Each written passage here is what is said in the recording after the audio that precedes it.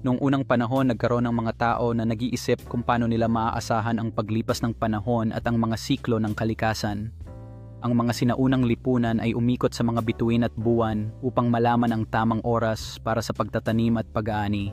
Habang ang mga tao ay nakikinig sa kwento ng kanilang mga ninuno, napansin nila ang pagbabago ng buwan at ang paglipas ng mga taon. Sa paglipas ng panahon, nagkaroon sila ng ideya na magtala ng mga mahahalagang araw upang mas madaling maunawaan ang mga siklo ng kalikasan. Dahil dito, ang mga sinaunang tao ay nagsimula ng lumikha ng kanilang sariling kalendaryo batay sa mga observation nila sa araw, buwan at mga bituin. Ang bawat araw ay may kahulugan at nagbigay diin sa mahahalagang kaganapan katulad ng pag-aani at mga pagdiriwang. Bilang paglipas ng panahon, ang kanilang kalendaryo ay naging mas kumpleto at sistematikong naitala ang mga pagbabago sa panahon.